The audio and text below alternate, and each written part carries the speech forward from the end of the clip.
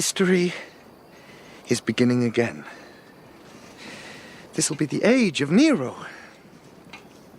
You told me to rule like a god. That's what I'm doing.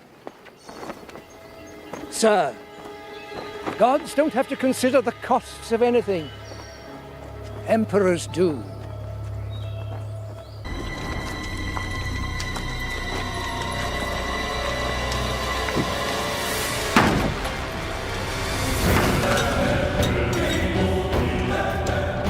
Nero's assault on the temples of Rome was an act that would live in infamy.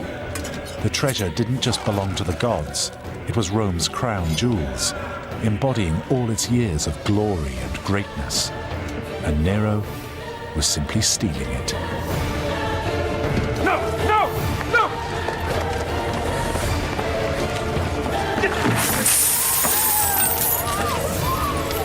Who has ordered this? The Emperor. This is outrageous. Rufus, stop. You must stop this! I can't stop it! I've told you, we're starting again. You foolish boy, you're losing your mind. You're not starting again. You're ripping the heart out of Rome. Further raids took place right across the empire, a direct assault on the establishment of Rome itself. You're taking a big risk asking me here. Don't threaten me, boy. There are bigger things at stake than my life. Nero has lost his mind. There's no successor. He has no heir. Anything is better than this. I have served the divine bloodline all my life, and I'm not alone.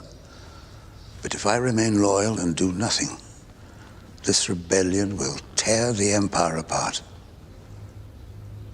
So we have no choice.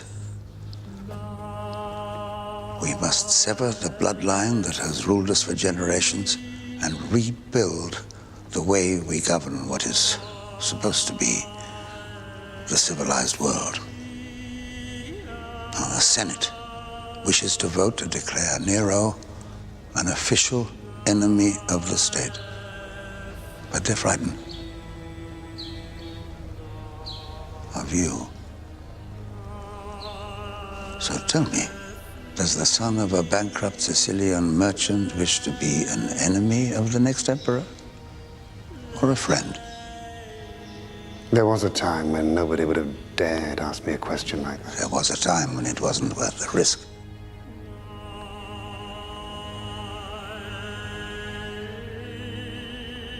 Times change.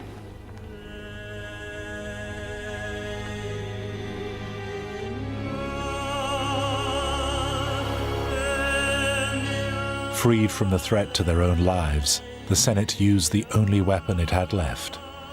The man who'd dreamed of being a god was now an enemy of the state, condemned to death.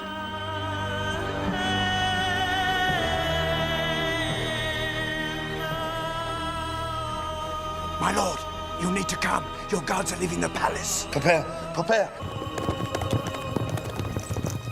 It was now the duty of all citizens across the empire to kill their emperor or assist others to do so. Nero had nowhere to hide.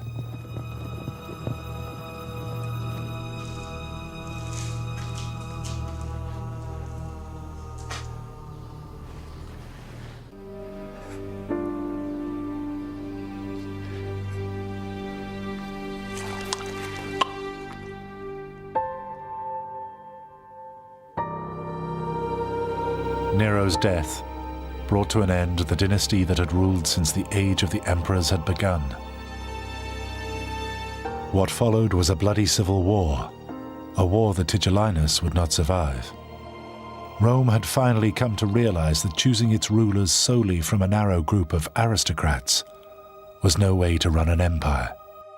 The man who eventually won the throne owed his position to merit rather than birth.